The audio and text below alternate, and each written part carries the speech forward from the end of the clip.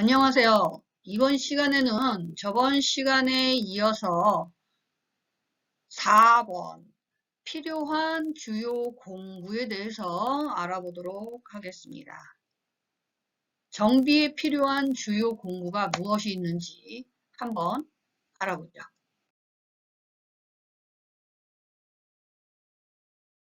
이번 시간의 목표는 자동차 정비를 위한 기본 공구에 대해서 알 수 있다입니다. 자동차 공구에서 먼저 스크류 드라이버에 대해서 한번 알아볼 건데요. 나사못을 조이거나 푸는 도구의 하나로서 수동과 자동식으로 나눌 수가 있겠습니다. 드라이버는 홈 깊이 등에 따라서 다양한 종류가 있고요.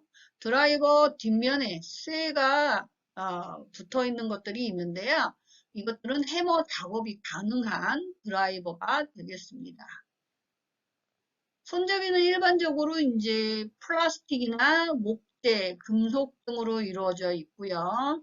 예, 단면이 이제 16각형이나 사각형, 타원형 등으로 되어 있어서 얘들이 책상이나 어디 바닥에 놨을 때 도구가 이제 굴러다니는 것을 방지해주는 그런 역할을 합니다.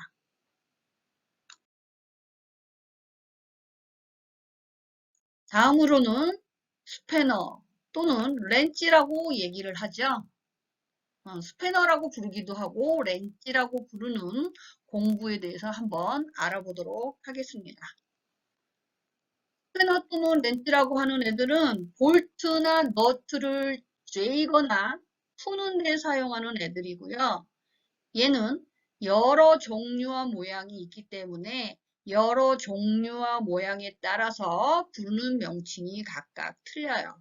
그리고 그림에서 보시다시피 각각 크기, 볼트나 너트의 크기에 따라서 다양한 크기가 있고요. 단위는 미리로 표현을 하게 돼 있습니다.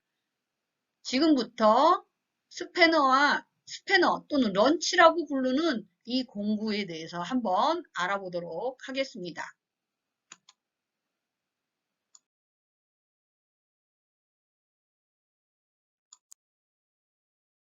첫 번째로 양구 스패너에 대해서 알아보도록 하겠습니다. 양구 스패너는 그림에서 보시다시피 양쪽으로 입 모양이 오픈되어 있는 스타일을 얘기를 합니다. 이 오픈되어 있는 양쪽 끝에 볼트나 너트, 나사 등을 집어넣어서 조이거나 풀 때 쓸 수 있도록 되어 있고요. 이 제일 많이 사용하는 거는 이제 연료 파이프 라인에서 이제 연결 부위를 조이고 풀 때 얘는 입이 열려 있어야지 그 부위에 갖다 꽂을 수가 있겠죠. 그런 부위에 사용할 때 제일 많이 사용을 하게 되어 있습니다. 자, 양구 스패너의 또 다른 명칭은 뭐라고 부를까요? 생각해 볼까요? 네, 오픈핸드 렌치라고도 합니다. 렌치 또는 스패너라고 얘기를 한다고 아까 말씀을 드렸잖아요. 같은 얘기예요. 스패너라고 그러면 렌치를 얘기하는 것과 같은데 얘는 양쪽이 열렸다. 엔드 끝부분이 열렸다. 그래서 오픈핸드 렌치라고도 얘기를 합니다.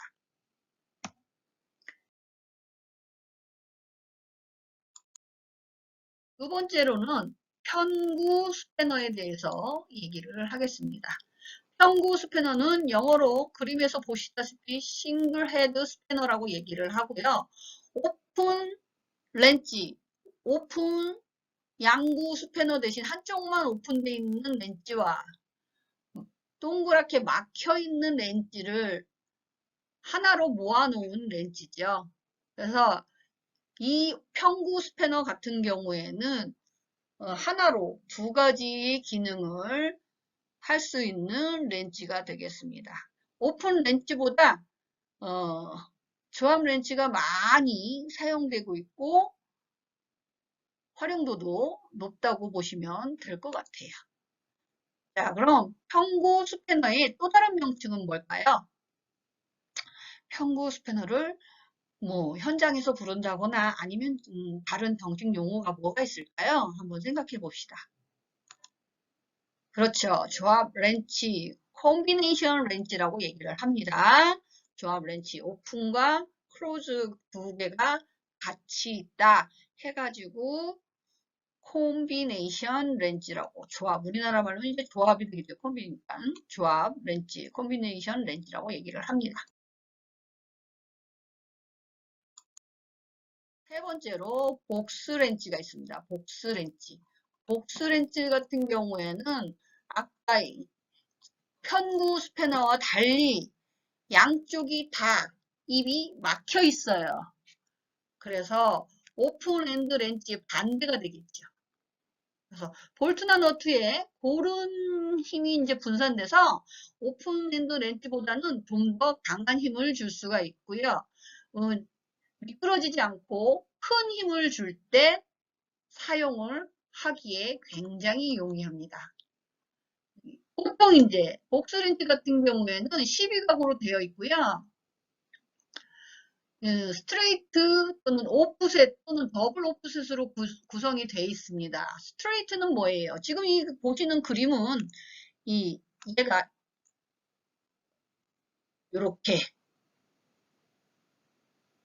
요렇게 네, 제가 지금 그림을 잘 못 그리고 있는데 이렇게 약간 리을자 모양으로 이렇게 휘어 있어요. Z자 모양이라고 해야 되나요? Z자 모양으로 이렇게 휘어 있습니다. 여기에 이렇게 구멍이 있는 거나 마찬가지예요. 그래서 오프셋 중심에서 이 중심에서 각각 왼쪽 오른쪽 위아래로 휘어져서 구멍이 있어요. 그래서 얘는 더블 오프셋이라고 그러고요. 한쪽만 휘어 있는 것을 그냥 오프셋이라고 얘기를 하고 스트레이트는 뭐예요? 이렇게 휘지 않고 일자로 돼 있는 경우를 스트레이트라고 얘기를 합니다. 그래서 여러분들한테 그 점을 말씀을 드린 거예요. 그 양쪽이 또 같은 크기인 경우가 있고요. 여기가 14mm면 여기도 14mm인 경우가 있고요. 또 어떤 건 여기가 10mm인데 여기는 8mm라든지 서로 다른 크기의 구멍으로 돼 있는 것도 있습니다. 자, 그렇다면 이번에는 복스렌치를 또 다른 명칭 뭐라고 부를 수 있을까요? 네, 옵셋 렌치라고 얘기를 할 수 있습니다. 자, 오프셋은 아까 말씀드리다시피 중심에서 비껴가서 구멍을 내어 놓은 걸 오프셋이라고 얘기를 합니다.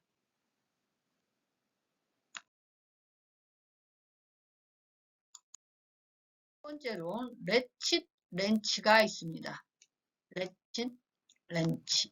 레칫 렌치는 소켓과 레칫 핸들이 일체화된 렌치로 회전 부분의 레칫이 어디예요? 여기 요 안에 여기 보이시죠? 얘가 한 방향으로만 회전이 가능하고 렌치를 반대 방향으로 끼우면 회전 방향이 바뀌는 스타일이에요. 지금 이 반대편에 보시면 얘는 30도 정도 돌리고 나면 다시 빼서 다시 꽂아야 되는데 이 레칫 같은 경우에는 이 안에 회전을 계속 같은 방향으로 할 수 있게끔 되어 있습니다. 그래서 같은 방향으로 돌리는 경우에는 굳이 넣었다 뺐다 할 필요가 없고요. 반대 방향으로 돌리려고 할 때에만 빼서 반대편으로 뒤집어서 돌리시면 되는 기능을 가지고 있습니다. 좀 편하죠? 일반형 스패너보다. 그래서 지금 여러분들이 보고 있는 이 레칫 렌치를 다른 이름으로 부른다라면 어떻게 또 부를까요? 한번 생각해 보시기 바랍니다.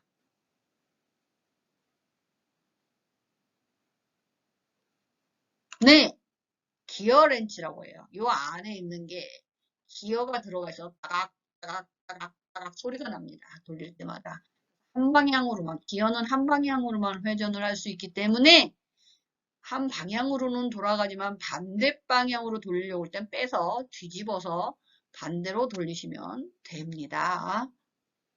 자, 근데 여기서 보시면 렛지렌치가 두 개 하고 요 각각 틀린 게 하나가 있지요.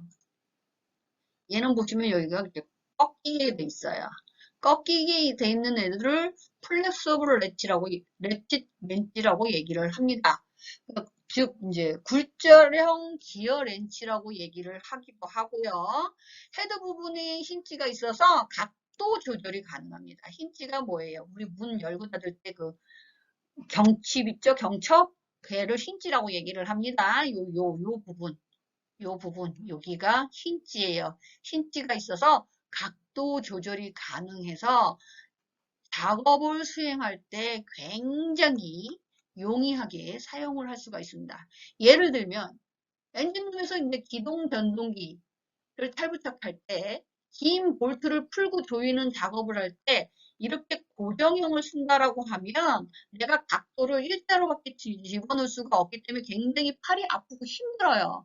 하지만 이렇게 굴절형이 있을 때에는 일단 볼트에다가 고정을 해놓고 내가 어느 정도 각도를 꺾은 상태에서 회전을 한 방향으로 줄 수 있기 때문에 굉장히 편하다라는 얘기가 되겠죠. 작업이 굉장히 용이하게 사용을 할 수가 있는 특징이 있습니다. 이 각도가 있는 애를 뭐라고 부른다? 플렉서블 렌치라고 얘기를 한다. 첫 번째로 몽키 스패너에 대해서 알아보도록 하겠습니다. 몽키 스패너는 몽키는 상표 이름이에요, 원래. 그런데 이제 일반 이제 명사로 그냥 대중화가 돼버린 거죠. 이 몽키 스패너를 이제 지금 밑에 보시는 바와 같이 뭐라고 돼 있어요? adjustable spanner라고 돼 있습니다. adjustable spanner. 그러면 adjustable spanner는 adjustable wrench라고도 부를 수가 있겠지요. 렌치나 스패너랑 똑같은 얘기라고 얘기했으니까. 그래서 몽키 스패너나 몽키 렌치라고도 부를 수가 있습니다. 자, 18세기 이제 영국에서 발명된 이제 어저스터블 스패너는 미국에서 이제 개량한 것인데 이제 19세기에 하고 이제 20세기에 이제 걸쳐서 이제 다양하게 쓰이게 됐고요. 21세기부터는 이제 좀 더 이제 경량화된 스패너들이 많이 개발이 됐죠. 그래서 몽키 스패너 같은 경우에는 이제 뭐 특수한 경우에만 쓰이는 경우가 많아졌고, 간혹 이제 파이프 렌치 하고 이제 헷갈리시는 분들이 있으세요. 파이프 렌치 같은 경우에는 이렇게 생긴 애를 파이프 렌치라고 얘기를 하는데, 몽키 스패너하고 굉장히 비슷하게 생겼죠. 하지만 쓰이는 용도는 틀립니다. 파이프 렌치는 말 그대로 파이프에 사용하는 관 이음 부품인 주로 이제 도시가스관을 보면 알 수 있는 부속품들인데요. 그것들을 위해서 만들어진 것입니다.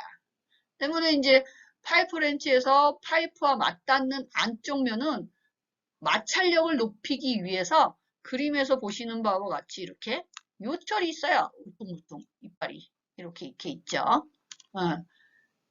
요철이 파여 있습니다. 몽키 스패너는 반면에 어떻게 되어 있어요? 밋밋합니다. 일자로 이렇게 되어 있어요.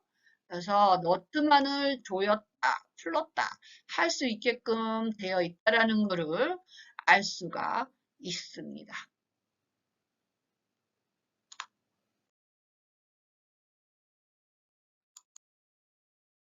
여섯 번째로 소켓 렌치에 대해서 알아보도록 하겠습니다.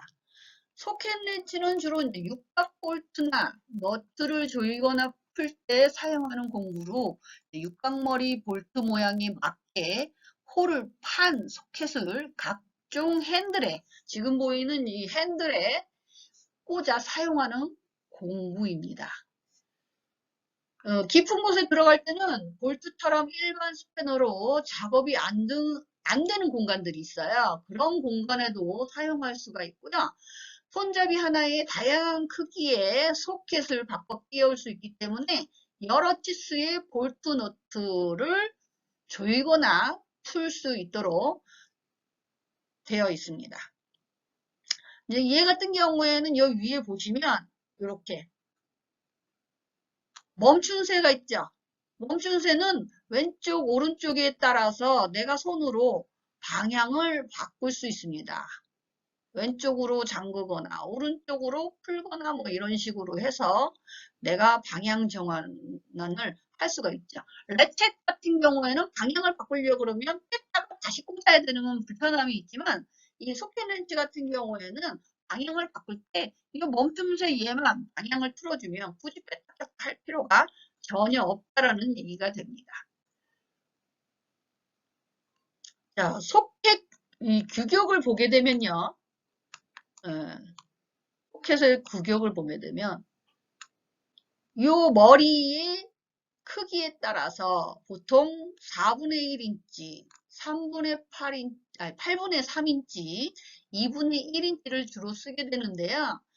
더 큰 거는 이제 4분의 3인치, 1인치짜리도 있습니다. 1인치는 2.54cm니까 우리가 이제 미리로 환산을 하게 되면 25.4mm가 되겠죠. 그렇게 큰 것까지는 저희가 이제 자동차에서 사용을 하진 않는데 주로 많이 쓰이는 게 이제 2분의 1인치, 즉 몇 cm가 되겠습니까?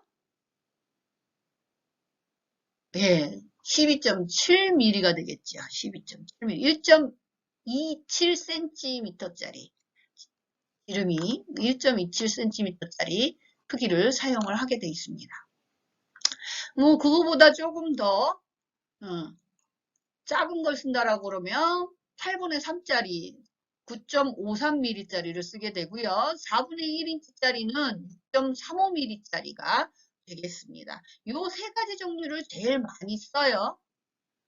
그래서 여러분들이 알고 있는 것은 보통 2분의 1짜리를 많이 알고 계신다라는 거 기억을 해 주셨으면 좋겠습니다.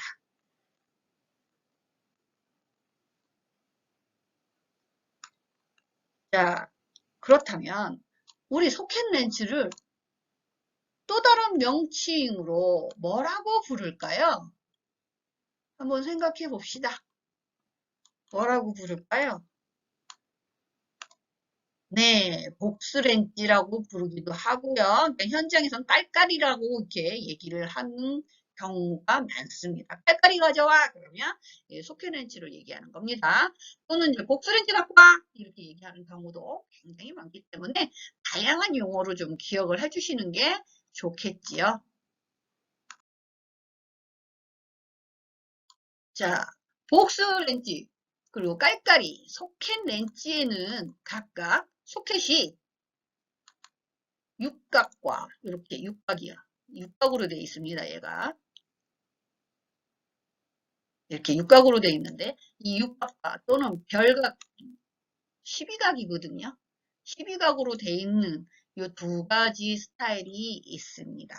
그래서 이 스타일에 따라서 볼트 크기를 맞춰서 10mm 여기 보시면 19mm라고 되어 있네요. 얘는 10이라고 되어 있으면 이 뒤에 mm가 있을 거예요. 아마 10mm 이런 식으로 각각 사이즈에 맞춰서 렌치에 연결을 해서 사용을 할 수 있게끔 되어 있습니다. 이제 이 육각 같은 경우에는 수동 공구라고 그러면 이제 깔깔이, 그러니까 기어가 없는 타입이 있어요. 이따가 배우실 건데. 기어가 없는 타입은 한번 돌리고 뺐다가 다시 꽂아서 또 돌리고 이런 식으로 하기 때문에 육각 같은 경우에는 60도의 회전 공간이 필요하고요. 12각 같은 경우에는 30도의 회전 공간이 필요하기도 합니다.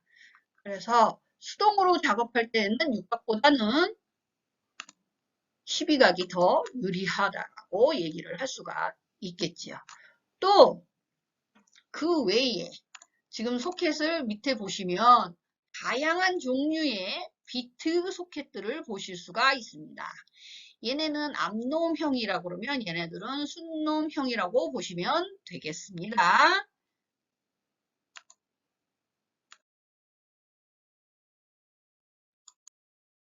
일곱 번째, 레칫 렌치.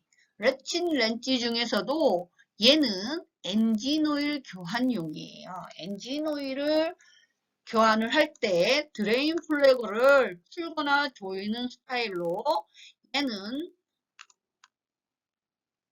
다트 여기 옆에 이 양쪽에 잠금 방향 전환하는 열쇠가 있습니다. 얘를 왼쪽 오른쪽을 방향을 바꿀 때 얘를 이용을 해서 방향을 전환할 수 있고요.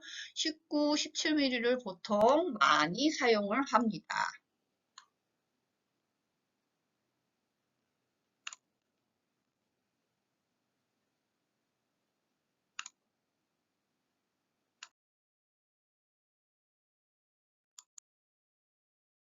오일 필터 렌치. 자, 오일 필터 렌치는 엔진 오일 교환 시에 우리가 엔진 오일 필터를 교환을 해야 돼요. 근데 엔진 오일 필터를 교환할 때 체인 스타일의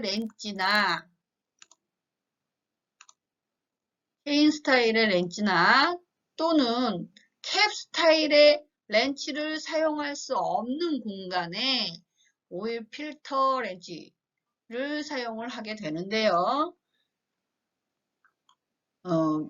표면에 손상을 주지 않고 돌리기 위해서 이 체인이 오일 필터 이제 표면에 손상을 주지 않기 위해서 이 체인이 아닌 스트랩, 벨트 체인으로 되어 있는 렌치도 있어요. 벨트로 되어 있는 그런 렌치도 있는데 지금은 현재 캡 스타일을 주로 많이 사용을 하고 있습니다.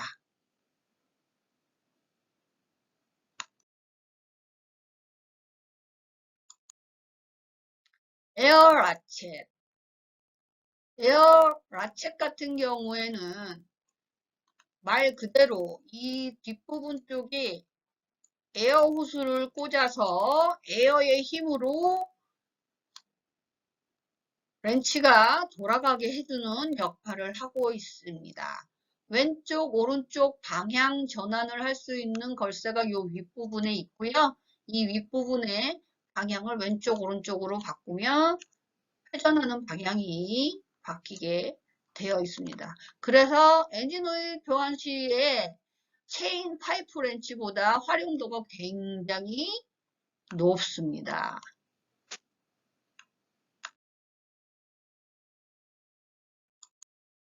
에어 임팩 렌치. 임팩이라는 말이 들어간 만큼 굉장히 큰 힘으로 조이거나 풀 수 있는 공구예요. 얘도 에어를 이용을 해서 에어로 힘을 주게 되면 이 앞부분 헤드가 돌게 되어서 풀거나 잠그는 역할을 하게 돼 있죠. 요게 방아쇠처럼 생긴 부분을 누르게 되면 도는 방향의 속도를 조절을 할 수가 있습니다. 이 부분은 힘의 세기를 조절하는 부분이에요. 힘.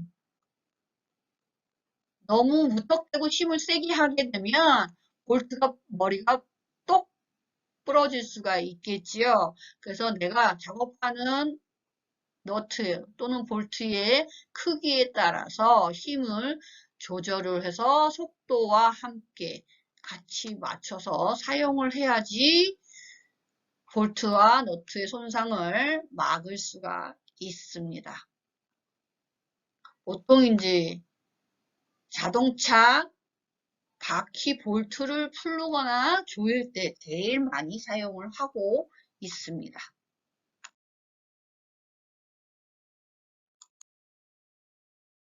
자, 11번째로 육각 렌치에 대해서 알아보도록 하겠습니다. 자동차나 자전거 부품에 많이 사용되는 육각형 볼트를 조이거나 풀 때 주로 사용을 하게 되어 있습니다.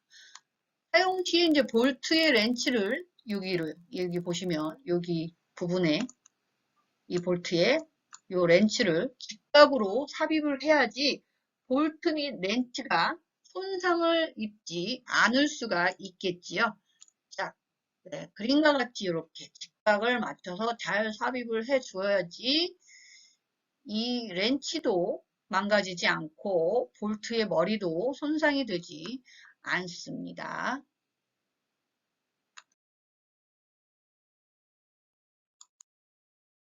12번째로 토크 렌치. 자, 토크 렌치에는 디지털 토크 렌치와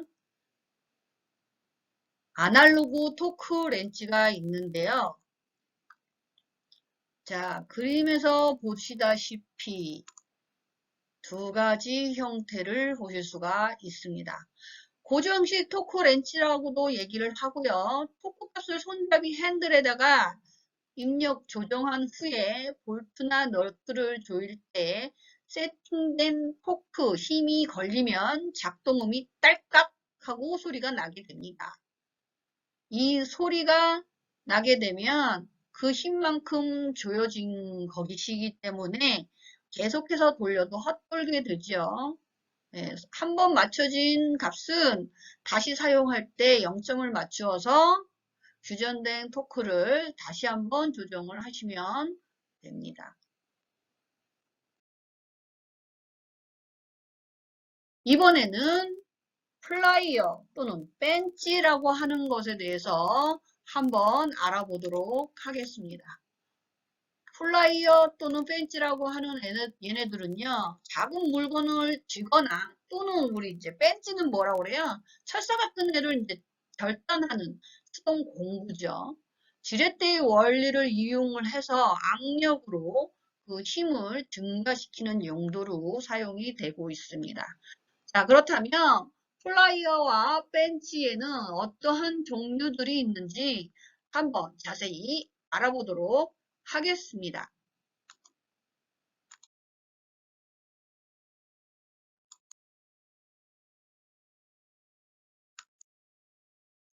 첫 번째로 롱노즈 플라이어, 롱노즈, 그냥 롱노즈라고 얘기를 많이 합니다.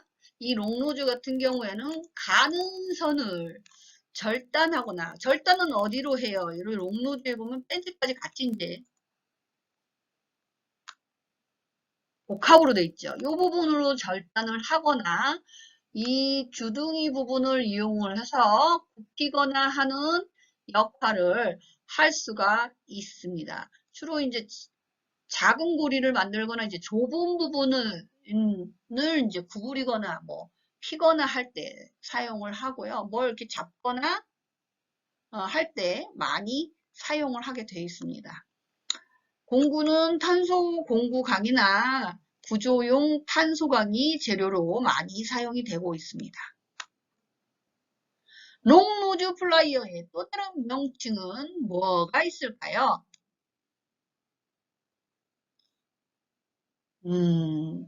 롱노즈는 라디오 벤치라고도 합니다. 롱노즈는 라디오 벤치라고도 합니다. 기억해 주세요. 커팅 플라이어, 커팅 플라이어. 커팅 플라이어는 우리는 이제 보통 벤치라고 얘기를 하죠, 어른들이. 야, 벤치 같다! 이러면 이제 커팅 플라이어를 얘기를 하는데, 피복이 된 전선을 이제 까거나, 우리 전선을 까거나, 또는 이제 자르거나 할 때 가장 많이 쓰는 애고요. 얘는 이제 절단 공구라고 얘기를 할 수가 있겠죠. 벤치나 라디오 벤치처럼 지렛대 원리를 이용을 해서 손의 힘을 이용해 좀 더 큰 힘을 쓸 수가 있도록 되어 있죠. 직각으로 되어 있는 날에는 보통 리퍼하고 강명 리퍼가 있습니다. 자, 그렇다면 커팅 플라이어의 또 다른 명칭은 무엇이 있을까요? 네, 니퍼라고 얘기하죠. 니퍼. 니퍼라고 얘기를 합니다. 커팅 플라이어는 니퍼라고 얘기를 해요. 첫 번째로 슬림 조인트 플라이어를 얘기할 수가 있습니다. 그냥 플라이어라고 얘기를 많이 해요. 근데 슬립이 들어갔다는 얘기는 뭐예요? 여기 보시면 구멍이 하나 더 있습니다. 옆에. 구멍이 하나 더 있죠? 그래서 이 볼트가 이 옆으로 이동을 할 수도 있게끔 슬립을 할 수 있게끔 되어 있죠. 그러면 이 벌어지는 크기가 더 넓어질 수가 있습니다. 그래서 물체의 크기에 알맞게 조의 폭을 변화시킬 수 있다. 이 조의 폭을 변화시킬 수 있도록 지지점의 구멍이 2단으로 되어 있어 큰 것과 작은 것을 모두 잡고 돌릴 수 있는 특징이 있는 것이 슬립 조인트 플라이어라고 합니다. 그렇다면 슬립 조인트 플라이어의 또 다른 명칭은 무엇이 있을까요? 자, 조합 플라이어라고 얘기를 합니다. 조합 플라이어, 콤비네이션 플라이어라는 얘기가 되겠죠. 조합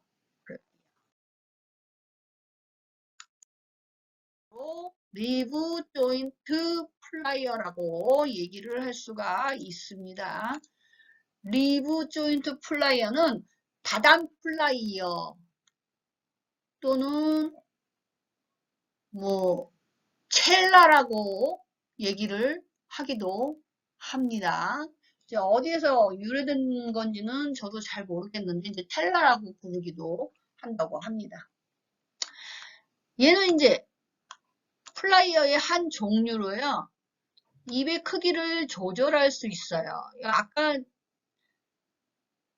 아까보다는 얘는 어떻게 돼 있어요? 구멍이 하나, 둘, 셋, 4개인 거죠. 하고 다단으로 조절이 가능하기 때문에 이 벌어지는 크기가 매우 다양하게 벌어질 수 있다라는 얘기가 됩니다. 그래서 물건을 찝는 용도로 많이 사용을 합니다. 그렇다면 리브 조인트의 다른 명칭은 또 무엇이 있을까요? 예, 다단 플라이어라고 얘기를 합니다. 워터펌프 플라이어라고 얘기를 하기도 한다는데 이유는 이제 워터펌프에서 많이 사용을 하기 때문에 워터펌프 플라이어라고도 얘기를 한다고 합니다. 이해가 좀 되셨나요? 다음 5번째로 클램프 플라이어가 있습니다. 클램프 플라이어 같은 경우에는 우리가 스프링식 호스 클립 여기 지금 왼쪽에 보이시죠? 예, 예. 요 클립을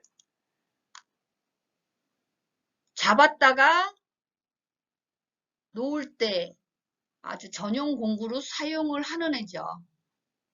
그래서 여기 홈들이 있어요. 이렇게 홈들이 가로, 세로로 이렇게 나 있습니다. 이 홈이 요 클립 요 부분에 딱 물리게 돼서 내가 한 손으로도 큰 힘을 제압할 수가 있게끔 돼 있죠. 악력이 작게 들어가도 얘를 오므릴 수가 있게 되겠죠. 그러면 여기가 커지는 거죠. 구멍이. 얘를 오므리게 되면 그런 식으로 사용할 때 쓰는 공구입니다. 그렇다면 클램프 플라이어의 또 다른 명칭은 현장에서 이제 부르는 다른 명칭이 있어요. 그런 명칭은 뭐라고 할까요?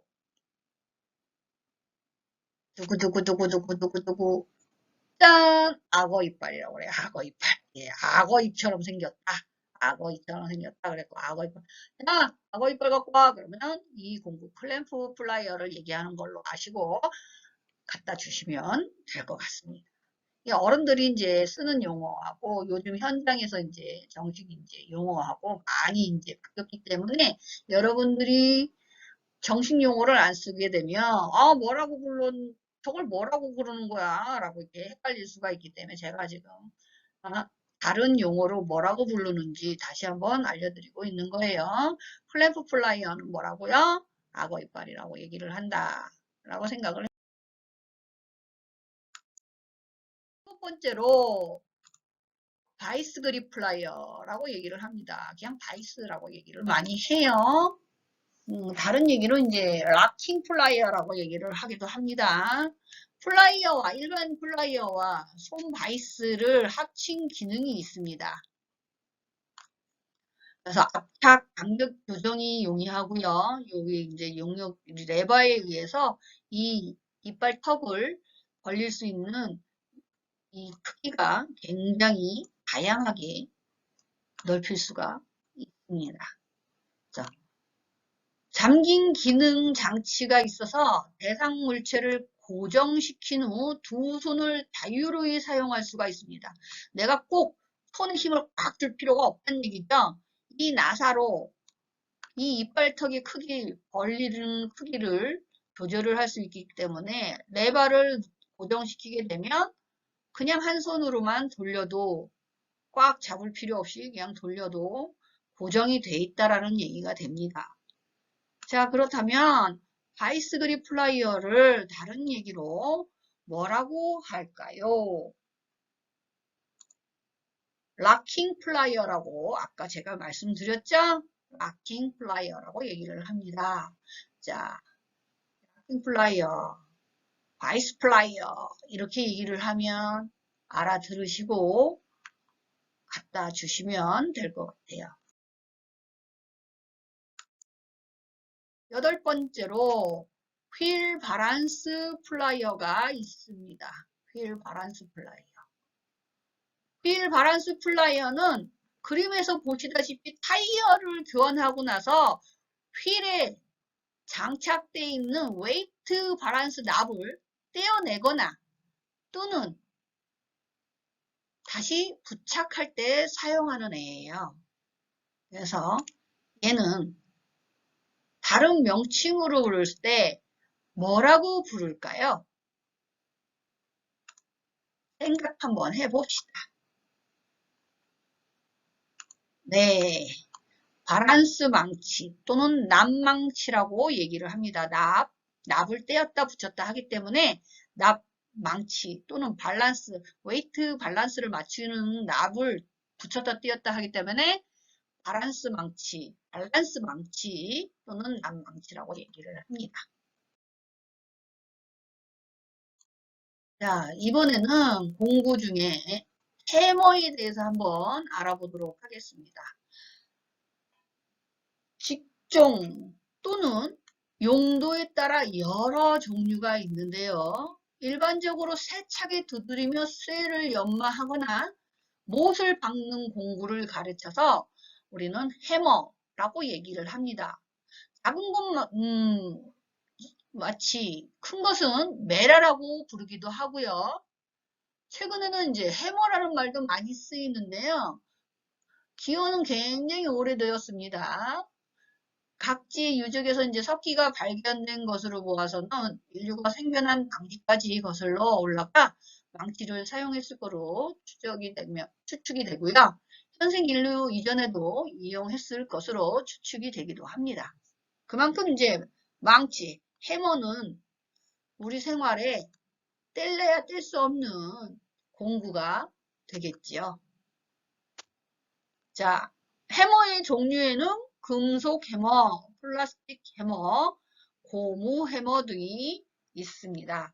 자, 그러면 우리가 자동차 정비 시에 보통 사용하는 해머가 어떤 해머가 있는지 한번 알아보도록 하겠습니다.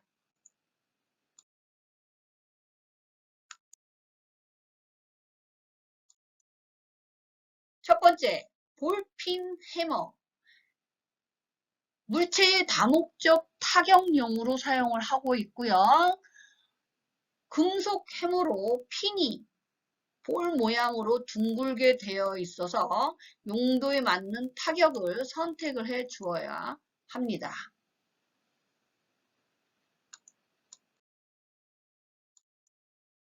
첫 번째, 고무 해머.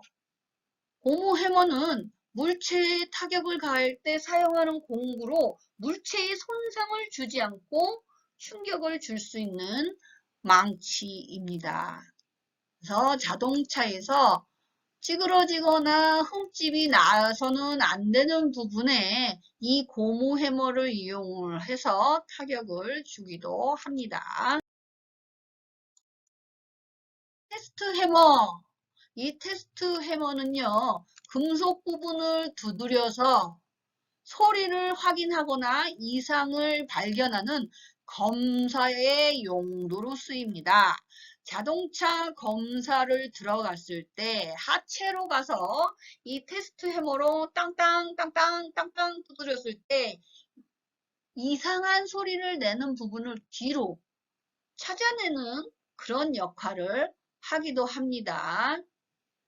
요즘은 이제 그런 식으로 균열이나 깨진 부분을 찾아내는 분이 없는데, 예전에는 자동차 검사소에 들어가게 되면 이 테스트 해머를 이용을 해서 소리로 감별을 해놓은 분들이 굉장히 많았었습니다.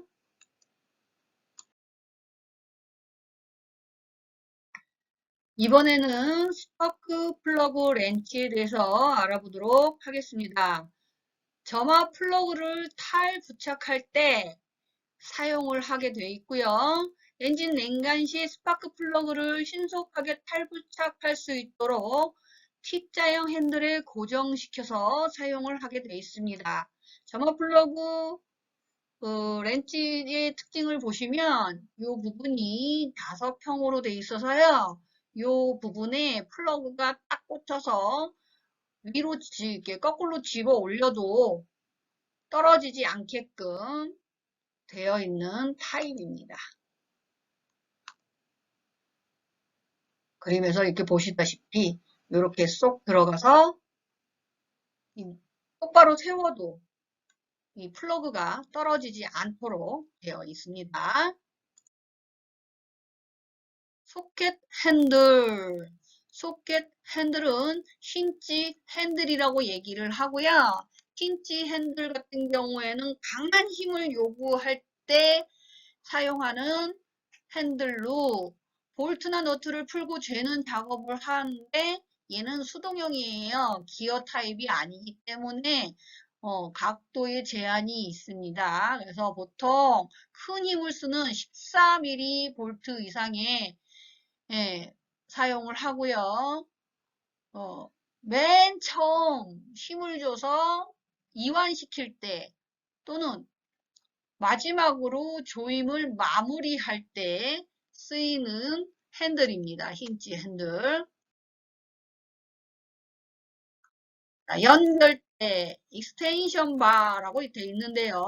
연결대 같은 경우에는 자동차는 측면으로도 노트와 볼트가 굉장히 많이 연결돼 있어요. 그러다 보니까 내가 직접적으로 수직으로 들어가서 측면에 너트나 볼트를 풀 수 없는 환경에, 또는 너무 깊어서 내가 공구를 이용을 해서 풀 수 없는 때에 이 연결대, 익스텐션 바를 이용을 해서 좁은 공간에서 복수 소켓과 렌치나 핸들의 중간 역할을 하게 되어 있습니다. 연결대 종류는 대, 중, 소로 상황에 맞게 쓸 수 있도록 되어 있습니다. 자, 유니버셜 조인트. 유니버셜 조인트는 말 그대로 축과 축 사이에, 이 축과 축 사이에 각도를 조절할 수 있는 이음새가 있는 걸 유니버셜 조인트라고 얘기를 합니다. 자, 소켓 렌치와 핸들 사이의 굴절 경사 각도가 보통 45도 정도 되고요. 45도 정도 됩니다. 네, 여기와 요 고정되어 있는 요 각도가 45도 정도 된다라는 얘기가 되죠. 45도. 그래서 각도가 있는 비스듬한 작업을 하는 공간 또는 작업이 원활하지 않은 복잡한 작업 공간에서 소켓과 레치 핸들 사이에 연결을 하여서 각도 변화를 주어 경사진 곳에서 조임이나 풀기 작업이 가능하도록 해주는 공구입니다. 유니버셜 조인트. T 핸들. T 핸들은 양 끝에 똑같은 힘을 가할 수 있고요. 한쪽으로 몰아서 요 부분이 좌우로 왔다 갔다 할 수가 있습니다. 가운데에 놓고 쓸 수도 있고요. 한쪽으로 몰아서 한쪽으로 놓고 지렛대 원리를 이용해서 이렇게 회전력을 줄 수도 있습니다. 그래서 한쪽으로 몰아서 힌지 핸들과 같이 볼트나 너트를 분해 조립 시에 바의 길이를 조절을 해서 필요한 토크, 필요한 힘으로 조이거나 풀 수가 있습니다. 얘는 그닥 굵은 애가 아니기 때문에 큰 힘을 사용하지 않을 때 사용하는 것이 좋습니다. 자, T-핸들, 슬라이딩 T-핸들이라고 얘기를 합니다.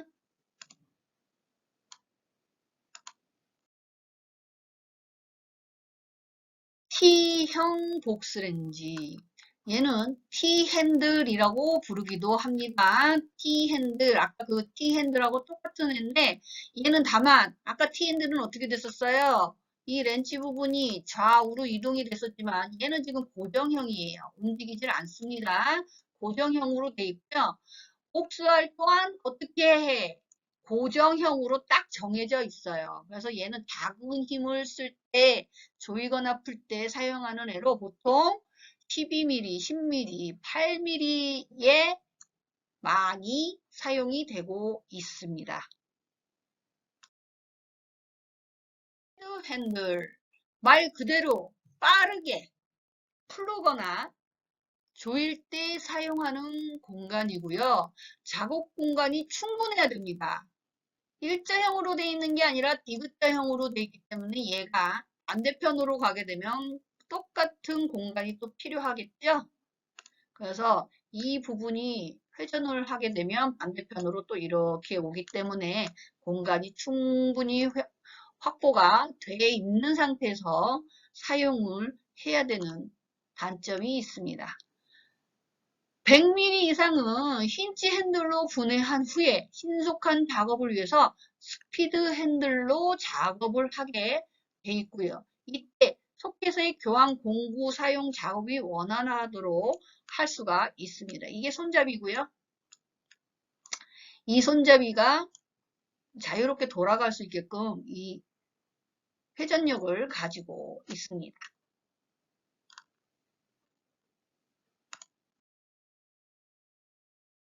전동 드라이버. 자, 전동 드라이버는 도 트림 작업이나 아니면 나사, 피스를 조이고 풀 때 사용하는 공구로요. 우리 일반 가정에서도 많이 사용을 하죠.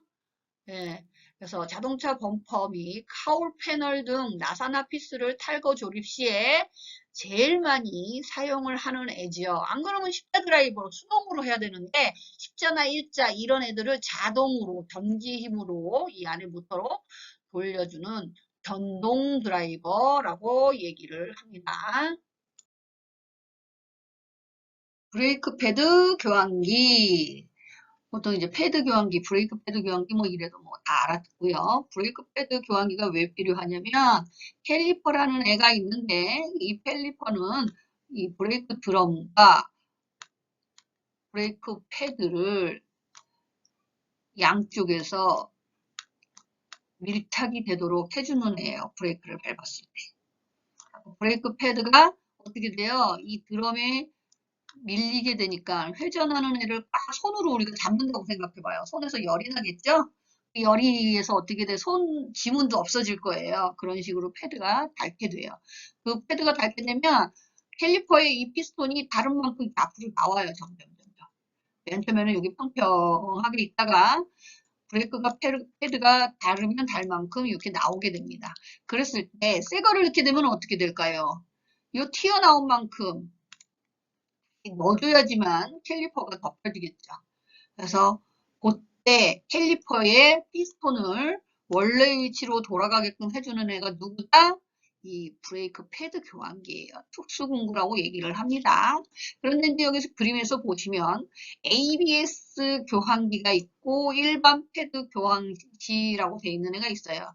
일반 패드는 그냥 피스톤이 평평하게 생겼기 때문에 피스톤을 그냥 평평하게 밀어주면 되니까 여기 지금 보시면 다 평평해요. 그죠? 그런데 얘는 어때요? 이렇게 핀이 나와 있어요. 이렇게 2핀짜리가 있고 4핀짜리가 있고 어떤 애는 3핀짜리가 있습니다. 왜 그러냐면 ABS 캘리퍼 같은 경우에는 여기 캘리퍼 자체에 이렇게 홈이 이렇게 파져 있는 경우들이 있어요. 거기에 맞춰서 사용을 해야지만 피스톤이 밀려서 들어갈 수 있기 때문에 고무가 씹히지 않고 들어갈 수 있기 때문에 ABS용이냐 일반용이냐를 찾아서 쓰시면 되겠습니다. 자, 말로만 들었으니까 좀 헷갈리죠? 진짜 어떻게 사용을 하는지 한번 동영상으로 봐보도록 할게요. 지금 보시는 차량은 구형 아반떼고요. 앞브레이크 패드만 교환을 할 겁니다. 먼저 라켓 핸들을 이용을 해서 관통 볼트를 풀은 뒤에 캘리퍼를 위로 올리게 되면 브레이크 패드가 나오는데 이때 브레이크 패드는 드럼과 굉장히 압착이 되어 있는 상태라 손으로는 안 빠져요. 그럴 때 작은 드라이버를 이용을 해서 빼주시면 되고요. 지금 보시면 부품하고 신품하고 두께가 어때요? 굉장히 큰 차이가 있죠. 여기는 얘는 요거밖에 안 되는데 얘는 이렇게 많은 두께를 가지고 있습니다. 그래서 다 달아서 얘를 이제 신품으로 교환을 해 줄 겁니다. 자, 앞에 거 뺐고요. 다음 뒤에 있는 것도 빼야 되니까 뒤에 거를 뺐습니다. 뒤에 걸 빼게 되면 브레이크 패드가 앞에 거하고 틀리게 뭐가 있냐? 쇠 핀이 하나가 있어요. 얘는 뭐 가이드 핀이라고 합니다. 가이드 핀. 이 가이드 핀은 이 브레이크 패드가 다 닳게 되면 이 패드가 다 닳았다라는 걸 우리 눈으로 확인을 하지 않아도 소리에 의해서 아 브레이크 패드가 다 닳았구나라고 알 수 있게끔 끽끽하고 브레이크를 밟을 때마다 소리를 내게 해주는 역할을 합니다. 그리고 또 요 쇠판 보이세요? 요 부분, 여기 이게 뭐냐면 브레이크를 밟을 때마다 드럼과 패드 사이에는 굉장히 큰 열이 발생을 하게 되고요. 캘리퍼 피스톤에도 굉장히 큰 열이 발생을 해서 브레이크 드럼을 통해 열이 전달이 되게 됩니다. 그때 그 열에 의한 파손을 방지하기 위해서 방열판인 역할을 하는 애예요. 브레이크 패드, 방열판, 패드 심이라고도 합니다. 방열판 역할을 하는 애기 때문에 만약에 내가 새로 교환을 해가 이 방열판이 없다라고 하면 옛날에 달려있던 패드에서 떼어서 거기에다가 새 거에다가 옮겨주시는 게 좋습니다. 그래야지 캘리퍼 쪽에 열이 과하게 전달이 되지 않고 또 그 열로 인해서 브레이크 패드에 손상이 오는 일이 없습니다. 아시겠죠? 자, 그러면 계속해서 한번 볼까요?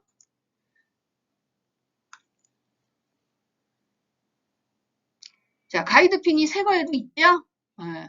지금 보니까 새 브레이크 패드에는 방열판이 없어요. 그래서 어떻게 홍보에서 띄어서 새 거에다가 지금 옮겨주고 있습니다. 그 상태에서 가이드핀이 위쪽으로 올라가게 해줬죠. 왜냐면 지금 브레이크가 돌아가는 방향이 어디예요? 왼쪽으로 지금 돌아가기 때문에 브레이크 작용 시 핀에서 소리가 나게끔 하려고는 가이드핀은 어떻게 회전하는 쪽 앞쪽이 아니라 뒤쪽에 있게끔 해주셔야 됩니다.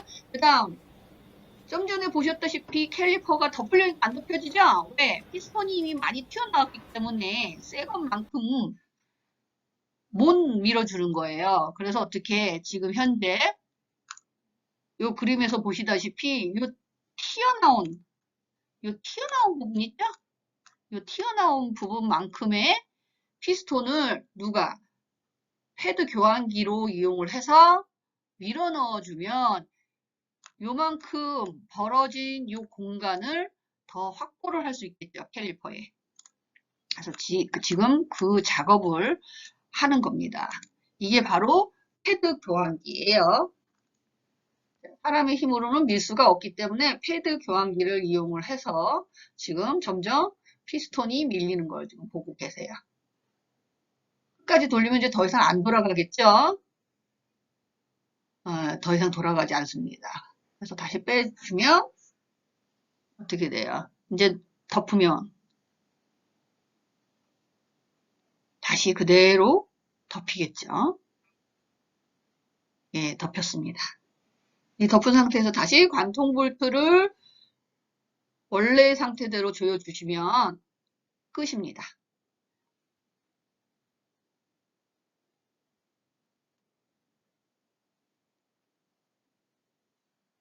자, 라쳇 핸들을 돌려서 까르륵 까르륵 소리가 날 때까지 하다가 더 이상 소리가 안 나면 너무 세게 조이시면 관통 볼트가 부러져요. 그러니까 적당한 힘을 이용을 해서 조여주시면 됩니다. 그리고 타이어를 장착을 합니다.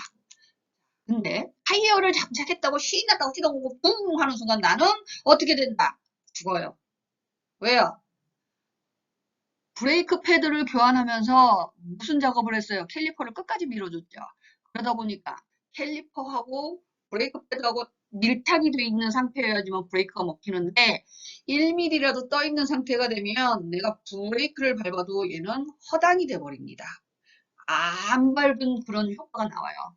그렇기 때문에 절대로 브레이크 패드 교환하고 타이어 다 장착했고 나 완성했어요. 흥분해갖고 시동 거는 순간 죽는 거예요.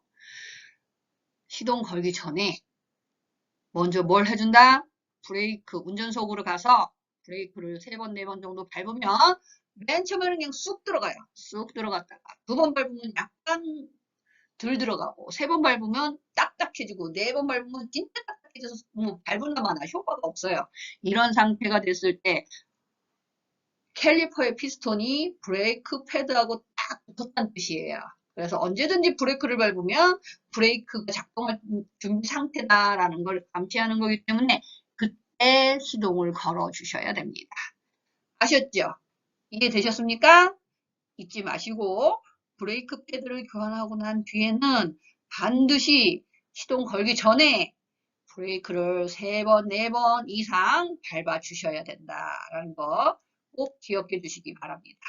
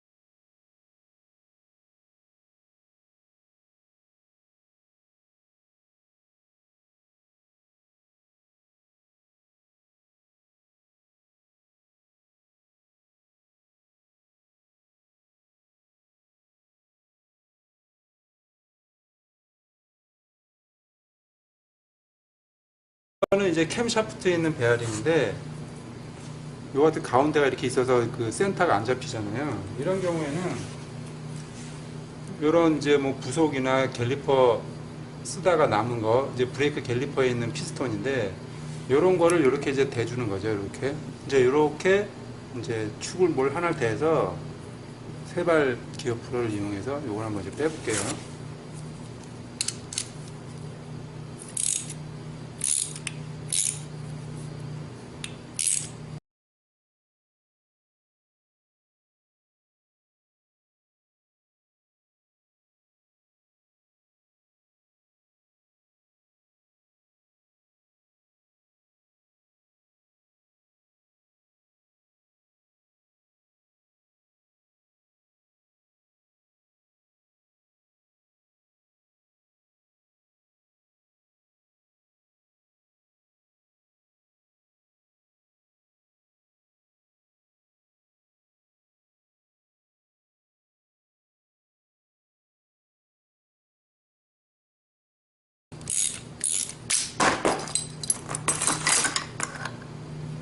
여기 뜬 게 이렇게 빠졌죠. 그 미션 축에 있는 건데 이런 배아링 이거 두 좀 발짜리 크잖아요. 기어 블러예요. 이런 아까 세 거는 발짜리였고요. 이제 요런 좀 큰 기아 플러를 좀 이용을 하시면 돼요. 요렇게 이제 그 준비를 하시고 이제 여기서 이제 또 풀어주면 되죠. 저희는 지금 이 두 발짜리 같은 경우에는 지금 사진에서 보듯이 자동차 휠 허브 베어링 같은 데에 이제 많이 이용을 하게 됩니다.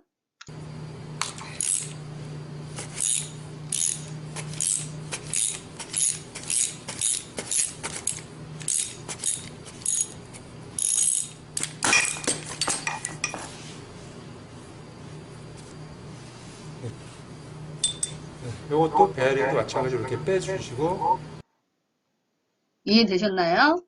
자, 그럼 다음으로 넘어가도록 하겠습니다. 타이로드 앤드 플러. 타이로드 앤드 플러는 타이로드 및 볼 조인트를 탈거할 때 나사의 힘을 이용해서 탈거를 한다라고 얘기를 하고 있습니다. 그래서 어떤 식으로 하냐면 지금 보시는 이 타이로드 앤드에서 보시면 앤드 부분에 여기가 이렇게 보시면 이렇게 V자로 이렇게 패여 있어요. 앤드 부분에 넣어주시고 얘를 시계 방향으로 돌려주게 되면 얘가 이렇게 밀게 되겠죠. 그러면 어떻게 해요? 얘는 밑으로 내려가니까 얘는 거꾸로 이렇게 올라올 겁니다. 그러면 여기에서부터 길게 있던 볼트가 어떻게 돼요? 이렇게 쪽으로 이렇게 밀려 올라오겠죠? 그래서 그 원리를 이용을 해서 엔드나 볼 조인트를 탈거하는 역할을 하는 애입니다. 자, 그러면 동영상을 이용을 해서 실제로 어떤 식으로 작업을 하는지 한번 보도록 하겠습니다. 엔드 부분 너트에 분할 핀이 있는지부터 보시고요. 대부분이 없을 거예요. 있다면 철사 같은 거라 롱노즈로 쉽게 빠져요. 아시겠죠? 저는 없어서 없는 상태로 진행할게요. 스패너로 너트가 빠지지 않을 정도로만 돌려줘요. 보통 3바퀴에서 4바퀴 정도? 그 정도만 돌리시면 될 거예요. 그 다음에 타이로드 엔드의 핵심인 볼 조인트 풀러 사용법을 알아볼게요. 이 풀러는 딱 2번만 쓰여요. 지금 타이로드 엔드 탈부착에 한번, 그리고 허브 너클 탈부착에 한번. 그렇기 때문에 준비하실 필요까지는 없어요. 에어백이처럼 감독관한테 풀러 사용 유무를 물어보시면 됩니다. 이에 따른 가산점이 존재한단 말이겠죠? 시험장에 준비되어 있다면 줄 거고요. 없다면 그냥 없이 하세요. 대부분이 그냥 하세요 그럴 거예요. 말만으로도 풀러 사용 유무에 대한 점수 채점이 끝난 거예요. 풀러 달라고 했더만 진짜 줬을 경우를 대비해서 사용법을 알아야겠죠? 작동 원리는 아주 단순해요. 편의상 숫자로 알려드릴게요. 1번을 시계 방향으로 돌리면 2번이 내려오면서 3번을 누르겠죠? 그럼 4번이 올라가면서 압축되어 있는 어떤 물체를 밀어내게 될 거예요. 간단하죠? 자, 그럼 생각해 보세요. 왜 엔드 빼는데 풀러를 사용할까요? 그건 바로 압착이 되어 있단 말이겠죠? 풀러를 사용 안 하면 압착되어 있던 타이로드 엔드 부분이 튀어 올라와서 다칠 수가 있어요. 물론 이건 실차만 해당되고요. 시험 보시는 차량은 이놈 저놈 분해 조립을 많이 한 것들이라 각종 안전핀, 각종 오일, 그리고 압착 유무 이런 건 없다 보셔도 무방해요. 그래도 알고는 있어야 하니까 장착할 곳에 사이즈를 맞추시고요. 저런 식으로 끼워줍니다. 그리고 시계 방향으로 돌려보시면 보세요. 엔드가 올라오는 게 보이시죠? 저런 식으로 빠지게 돼요. 혹시라도 손으로 돌려서 안 올라온다면 압착되어 있다는 거겠죠? 그럴 때는 스패너를 이용해서 풀면 되겠습니다. 올라온 걸 확인하셨으면 풀러를 빼면 되겠죠? 그리고 너트를 마저 빼주시면 엔드 앞부분이 저런 식으로 빠지게 돼요. 자, 타이로드 앤드 풀러 사용법에 대해서 지금 보셨습니다. 이건 정비 기능사 시험에도 있는 부분이기 때문에 잘 기억을 해주시기 바랍니다. 버니어 캘리퍼스. 버니어 캘리퍼스는 이제 노기스라고도 하는데요. 이것은 이제 독일의 이제 노니우스라는 그 발음을 일본 사람들이 이제 하다 보니까 일본식 발음으로 이제 노기스 이렇게 얘기를 하게 되었습니다. 버니어 캘리퍼스는 이제 외측과 내측 그리고 이제 높이 깊이까지 다 측정할 수 있는 측정 도구로 보시면 이게 이제 요게 측정하는 부분이고요. 이게 이제 높이 깊이를 이제 측정하는 바 부분입니다. 측정할 수 있는 이 버니어 캘리퍼스가 사용하고 있는 어미자의 한 눈금이 이제 1mm로 보시면 될 것 같고요. 버니어의 이제 눈금은 아들자의 이제 19눈금을 이제 20등분 한 거예요. 그래갖고 뭐 여기 보시면 20분의 1 뭐 이런 식으로 써 있는 게 보이실 겁니다. 50분의 1 뭐 이런 아니면 0.5 뭐 0.2 뭐 이런 식으로 써 있는 걸 보시게 될 거예요. 아들자에. 그래서 이것에 의하면 이제 읽을 수 있는 최소 치수는 어떻게 되는 겁니까? 아들자에 의해서 최소 치수가 이제 결정이 되겠죠. 그래서 20분의 1mm다. 아니면 뭐 50분의 1mm다. 이런 식으로 최소 눈금의 단위가 정해지게 되겠습니다. 사용 방법이 굉장히 간단하기 때문에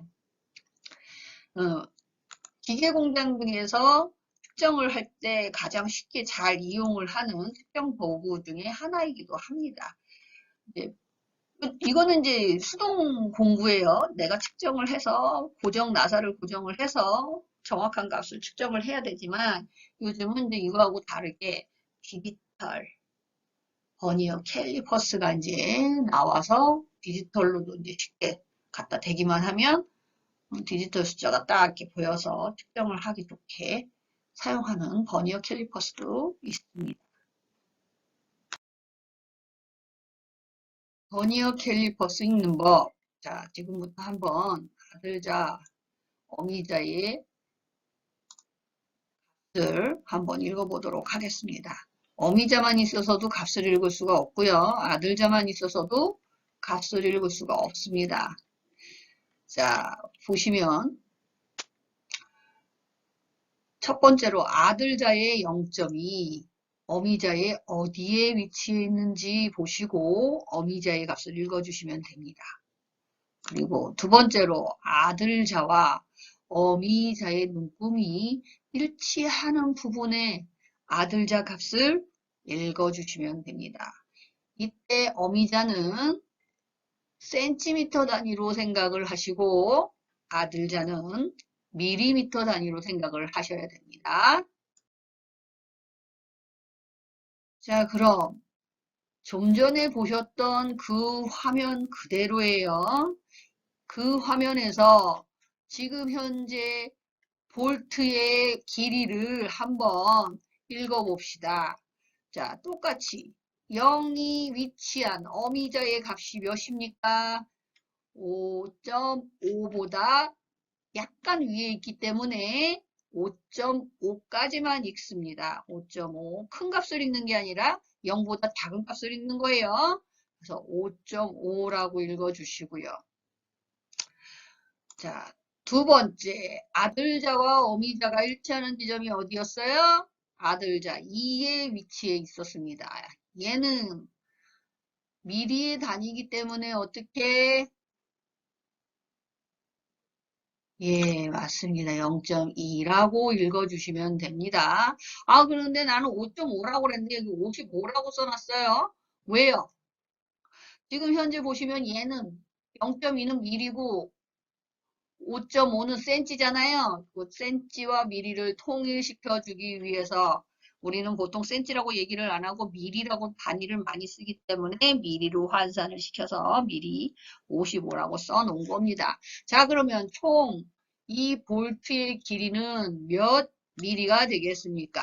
어미자 55mm이고 아들자 0.2mm이니까 어미자 플러스 아들자 하니까 답은 몇이다? 55.2mm가 되겠습니다. 자, 지금부터 이제 보이시는 건요, 버니어 캘리퍼스 연습 문제 풀기인데요. 여기서 제일 중요한 게 0점은 뭐 어미자의 어느 위치에 있는지 지금 보이시는데 일치하는 점이 사진으로 찍다 보니까 좀 아리아리해요. 그래서 일치점이 어딘지 일치점은 지금 표현을 해놨습니다. 그러니까 일치점을 보시고 각각 어미자의 값과 아들자의 값을 적으시고 총 길이가 어떻게 되는지 외경이 길이가 어떻게 되는지 한번 적어봐 주시기 바랍니다. 문제는 총 4문제예요. 총 4문제이기 때문에 이 강의가 끝나는 마지막쯤에 정답을 한번 풀어보도록 하겠습니다.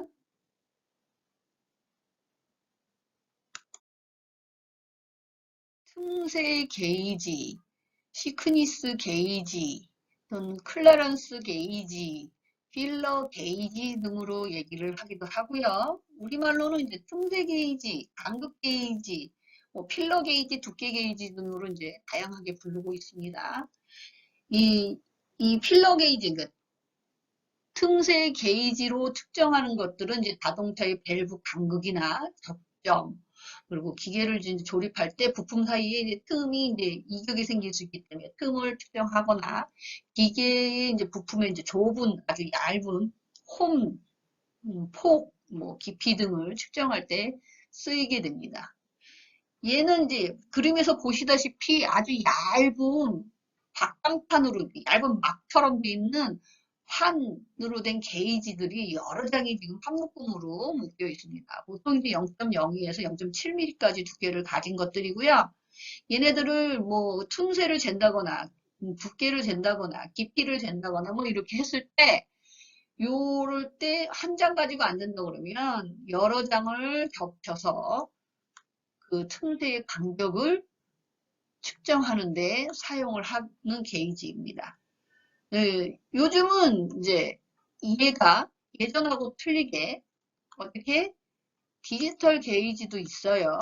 지금 보시는 게 이제 디지털 게이지인데 디지털 게이지를 이용을 하게 되면 뭐 값도 이제 자동으로 이제 숫자가 뜨니까 편하기도 편하지만 더 할 필요가 없겠죠. 여러 장 꽂았을 때. 그죠?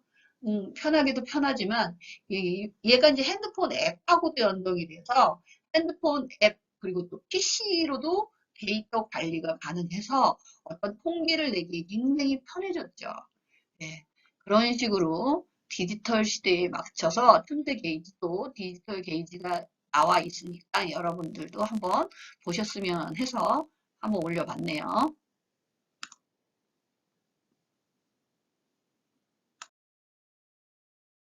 자, 이번에는 마이크로미터에 대해서 알아보도록 하겠습니다. 자, 마이크로미터 같은 경우에는 축의 외경, 안지름 또는 이제 두께 등을 측정하는 정밀 기기로요. 딤블이 원주 방향으로 이제 50등분까지 눈금이 매겨져 있기 때문에 0.01까지 측정이 가능한 정밀 측정 기계다라고 얘기를 하고 있습니다. 자, 지금 구조를 보시면 마이크로미터에 먼저 프레임, 그리고 앰빌, 스핀들, 슬리브, 딤블, 레치스톱, 클램프 등으로 구조가 되어 있습니다.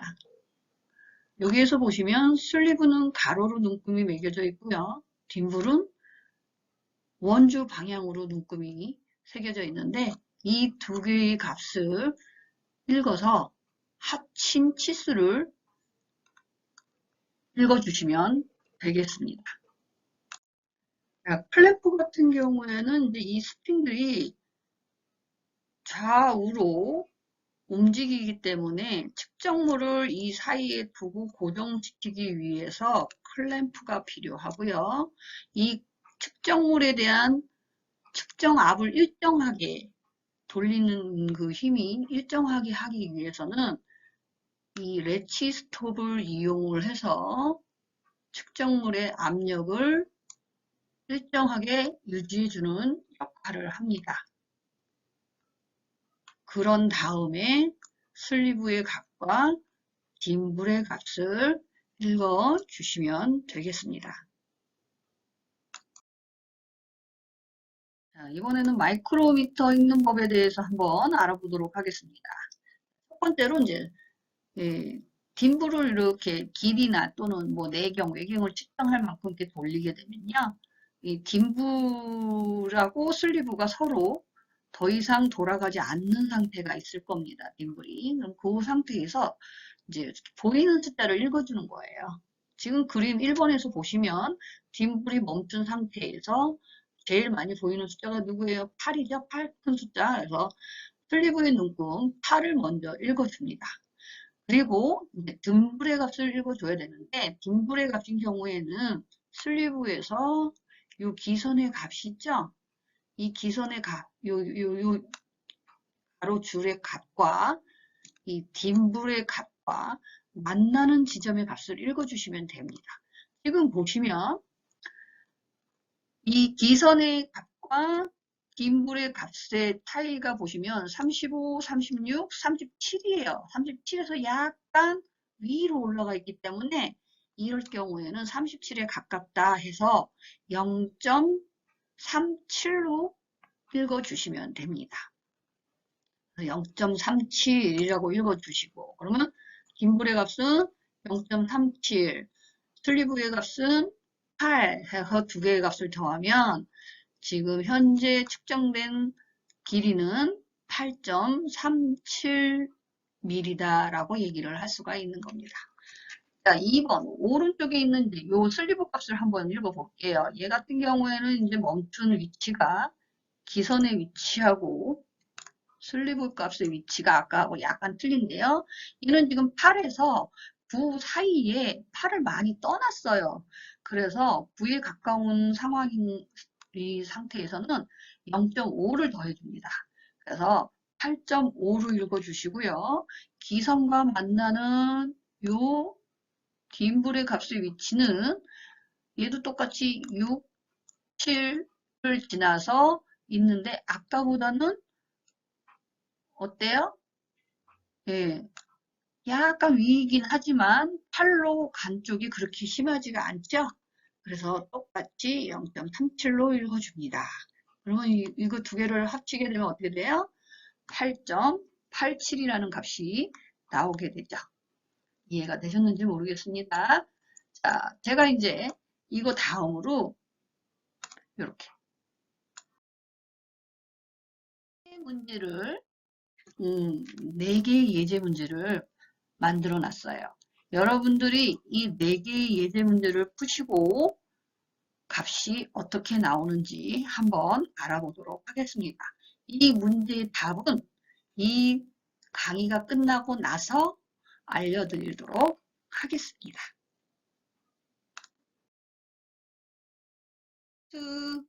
자, 리프트에는 여러 종류의 리프트가 있는데요. 자, 지금 보시는 리프트들은 뭐냐면 2주식부터 4주식, 펜터그래프 리프트 해가지고 다양한 시저스 리프트 해가지고 다양하게 지금 올라가고 있습니다.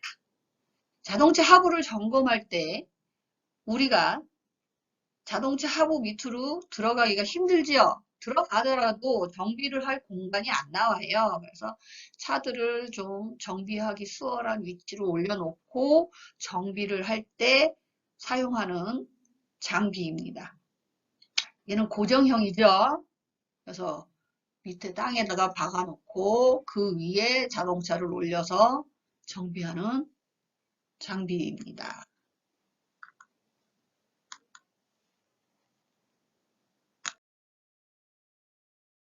네, 리프트와 달리 잭은 사람이 수동으로 유압을 이용을 해서 차를 들어 올릴 때 쓰는 애죠. 지금 그림에서 보시다시피 어떻게 얘는 이제 차량이 기본적으로 비치되어 있는 애들이에요. 그래서 수동 공구와 반수동 공구가 있습니다. 이런 잭들을 이용을 해서 자동차를 들어 올리지 않더라도 자동차를 어느 정도 올릴 수 있는 타이어를 지상으로부터 이제 들어 올릴 수 있는 그런 역할을 하는 공구입니다. 타이어 탈착기. 타이어 탈착기 같은 경우에는 타이어 휠과 타이어 부분을 서로 분리하기 위해서 필요한 공구인데요. 얘 같은 경우에는 자동차 타이어를 차에서 탈거를 한 뒤에 공기의 압력을 제거하고 나서 휠과 타이어를 분리를 해 주셔야 하는 애입니다.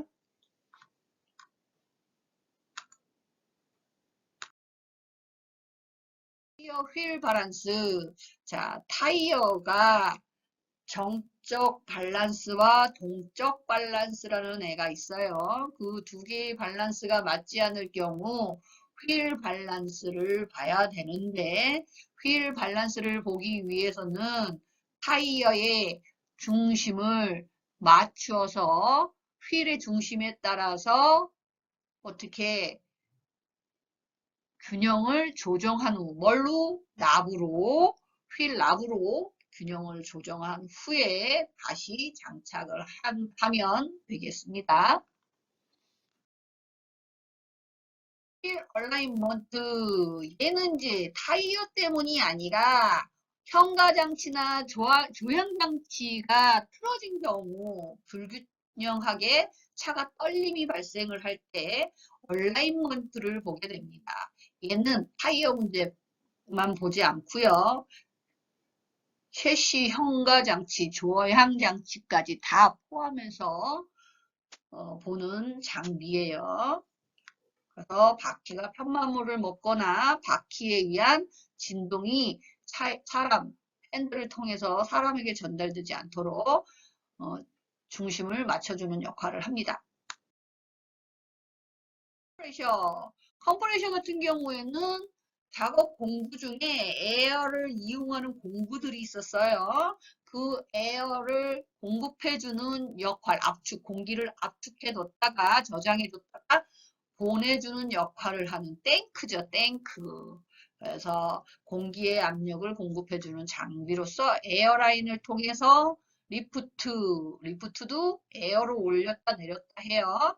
임팩트 및 레체, 타이어, 탈착기 등 공합이 필요한 요소에 공기 압력을 공급한다 라고 나와 있습니다.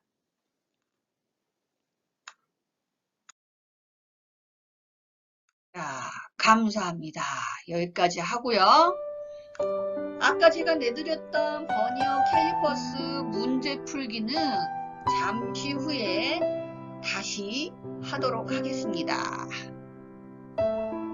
수고하셨습니다.